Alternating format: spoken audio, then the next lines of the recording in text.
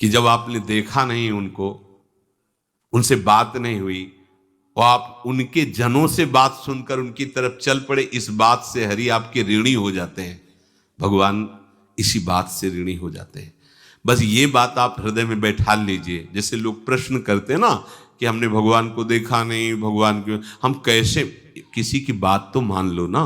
आप मान लो, वो तो आपके अंदर भी बैठे हुए हैं, वो आपको इतना प्यार देने लगेंगे, जहां कोई सहायक नहीं होगा वहां हरि आपको दिखाई देंगे। देख लेना, बिगड़ी ऐसे क्षण में बन जाती है, ऐसा लगता है गला कटा तो वो तलवार गले तक आएगी, हार बनकर सुगंधित फूल बन जाएगी, पर गले तक आने आने तक तुम्हारी निष्ठा देखी जाएगी। नहीं नहीं, बस मेरे हरि का यही विधान, वो आते आते हार बन जाएगी, वो तलवार तुम्हारा गला नहीं काट पाएगी, क्योंकि गले में हरि नाम चल रहा है। मान लो हमारी महालक्ष्मी चरण चापती रहती, क्या चाहिए तुम्हें, क्या चाहिए, आप सच्ची माने, क्या मतलब कितनी मलिनता छा गई है। हम इसको मार देंगे तो 2 लाख रुपए मिल जाएंगे, ये कर देंगे तो, अरे भैया अगर तू हरि नाम जपेगा तो इसकी कीमत नहीं है, कीमत नहीं, अमूल्य वस्तु है, इसके ब्याज में तू कुबेर बन सकता है। मूल तो कभी खत्म होता ही नहीं है, ब्याज में तू ब्रह्मा बन सकता है। बनना तो चाहे, भक्तजन तो कहते हैं नहीं चाहिए मुझे ब्रह्मा का पद, परमेष्ठी पद, नहीं चाहिए सम्राट पद, नहीं चाहिए योग की सिद्धियां, मुझे प्रभु आपकी दास्ता चाहिए। ये बात कितना महासुख होगा उस भक्त को जो इन बातों को कह रहा है, नहीं चाहिए मुझे मोक्ष सुख नहीं चाहिए। वो ऐसे थोड़ी कह रहा है, श्रद्धा से नहीं कह रहा, अनुभूति से कह रहा है, मुझे नहीं चाहिए ये सब, इनमें वो सुख नहीं है जो आपके चरणों के समीप रहने में सुख है। नहीं सत्संग भजन नहीं हरि को, श्रवण न राम कथा अनुरागी, सुत बित दार भवन ममता निसि सोवत अति न कबहु मति जागी। अरे तेरी बुद्धि सो रही है, जगा दे।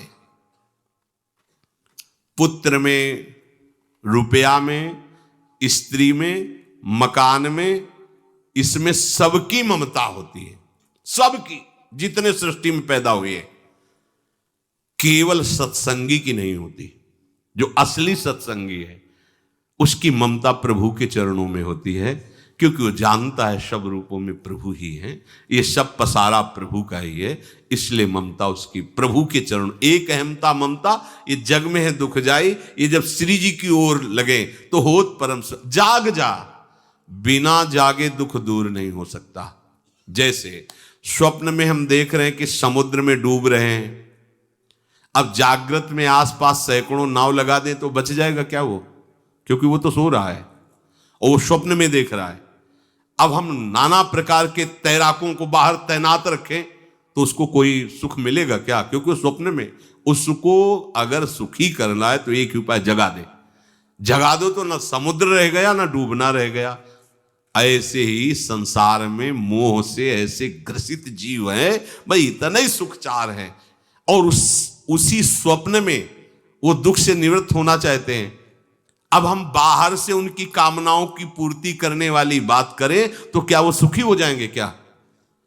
इसीलिए कोई साधु जो भगवत मार्ग का पथिक है वो कभी सपोर्ट नहीं करेगा जाओ ऐसा, वो जाओ ऐसा ही है जैसे उस स्वप्न में समुद्र में डूब रहा है, बाहर से हम जल जहाज नाव तैराक सब लगा रहे हैं, लेकिन वो नहीं सुखी होगा, क्योंकि उसके सुख का कारण तब बनेगा जब स्वप्न हटे।